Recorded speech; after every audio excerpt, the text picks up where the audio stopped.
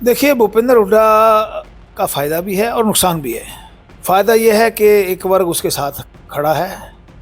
नुकसान ये है कि 75% लोग उसके खिलाफ भी हैं। 2024 की बात करें तो उनके हाथ फिर राम नाम लग गया है, जय श्री राम, राम मंदिर। तो वो कैसे फिर टैकल करेंगे जब पिछली बार नहीं टैकल पर कर पाए तो? कांग्रेस में 28 साल इग्नोर किया गया। 1991 में मैं मिनिस्टर था, 91 से लेकर 96 तक। 96 के बाद हमें ना कोई चुनाव लड़वाया गया, ना हमें कोई पार्टी में स्थान दिया गया। नमस्कार, आप देख रहे हैं हरियाणा तक। 2024 के लिए लोकसभा के चुनाव के लिए तमाम जो पार्टियां हैं वो अपनी अपनी दावे कर रही हैं। हमारे साथ कांग्रेस के पूर्व मंत्री कृष्णमूर्ति हुड्डा जी हैं। उनसे बात करेंगे मौजूदा राजनीति की और जो हालात कांग्रेस के हैं उनको लेकर। सर, जिस तरह से अभी जो कांग्रेस में चल रहा है उसको लेकर क्या कहेंगे? देखिए, थोड़ा बहुत आपस में मनमुटाव तो होता ही है सबका।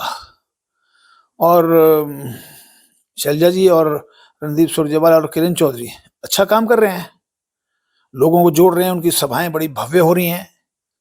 और हाईकमांड को उनको नज़रअंदाज नहीं करना चाहिए, उनको पूरी अहमियत देनी चाहिए। आगामी चुनाव इन तीन नेताओं के बगैर कांग्रेस कभी नहीं जीत सकती।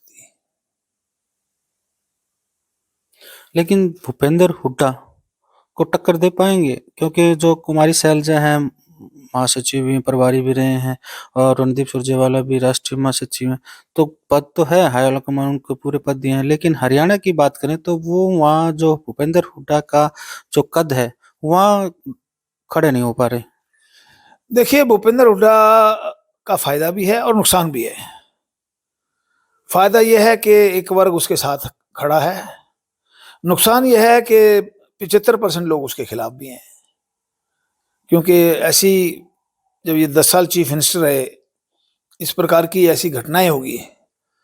जो कांग्रेस का ट्रेडिशनल वोट बैंक था, 36 बिरादरी, वो कांग्रेस से रूठ के बीजेपी में चला गया।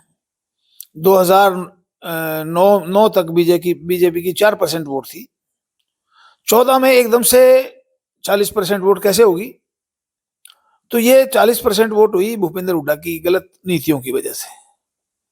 इसलिए वो जो पिछड़ा वर्ग था, दलित था, और ये सब लोग ये हमसे नाराज हो गए, क्योंकि उन्होंने कुछ इस प्रकार की बातें कर दी।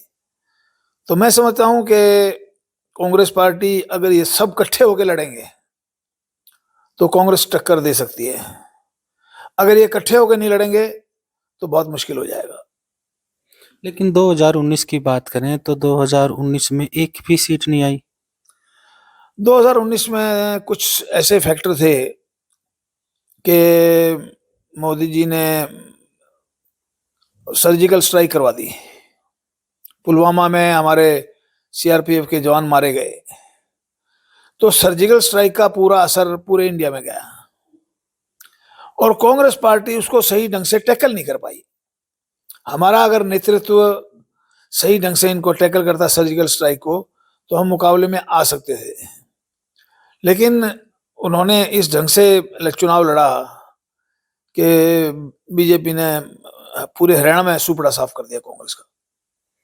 लेकिन अब 2024 की बात करें तो उनके हाथ फिर राम नाम लग गया है, जय श्री राम, राम मंदिर।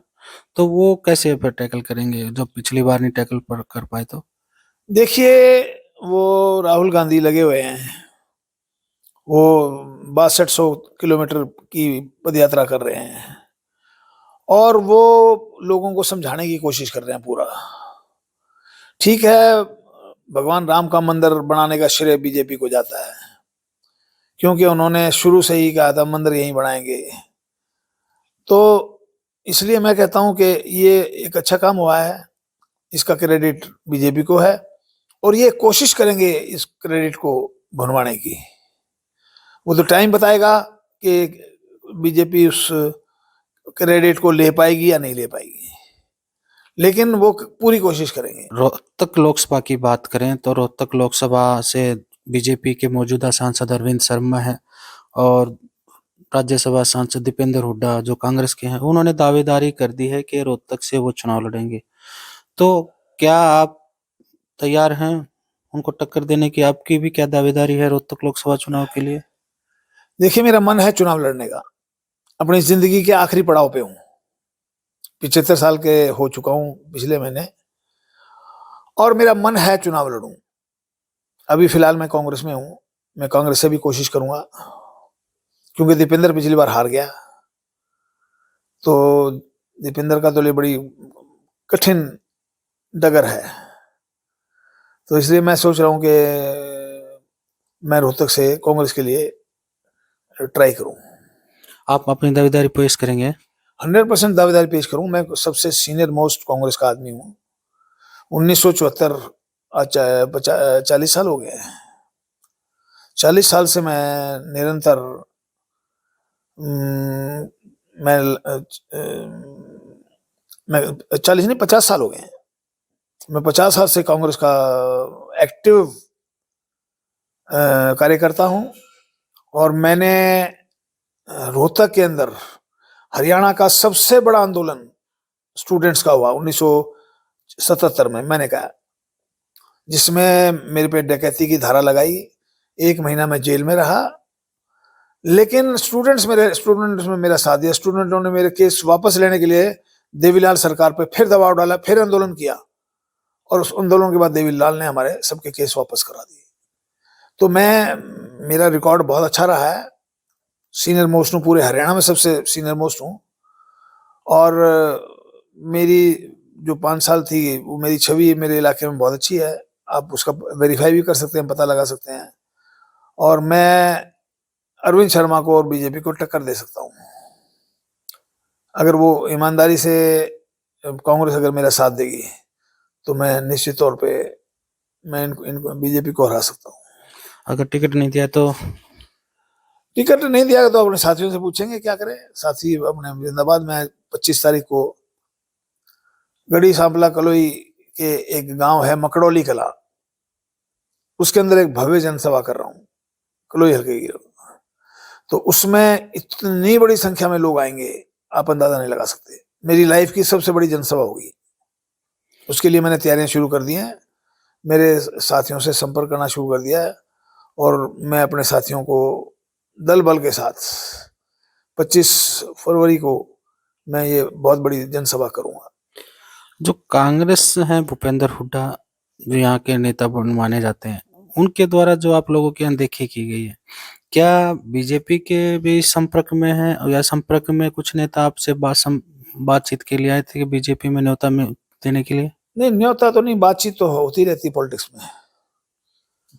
जो थोड़ा सा एक्टिव पॉलिटिशियन होगा उसकी बात होती है। मेरी मुख्यमंत्री जी से 3 मीटिंग भी हो चुकी हैं, मनोहर लाल खट्टर जी से। बड़े अच्छे इंसान है वो। तो मन बदल गया है क्या? नहीं, मन तो अभी तक तो नहीं बदला, देखेंगे। हमारी उनसे हो चुकी बातें हैं, क्योंकि हमें कांग्रेस में 28 साल इग्नोर किया गया। 1991 में मैं मिनिस्टर था, 91 से लेकर 96 तक। 96 के बाद हमें ना कोई चुनाव लड़वाया गया, ना हमें कोई पार्टी में स्थान दिया गया। तो मन तो है कि पिछले 28 साल से हम बाहर बैठे हैं, कुछ ना कुछ। कांग्रेस टिकट दे तो ठीक, नहीं तो देखेंगे, सोचेंगे क्या करें। एक दिन तो फैसला करना बड़ा मुश्किल है।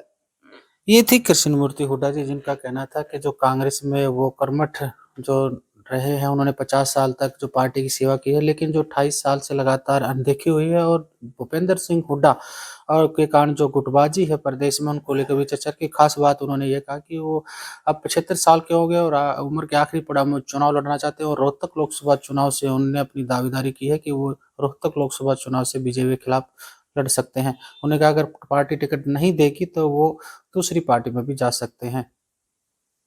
हरियाणा तक के लिए रोहतक से मैं सुरेंद्र सिंह।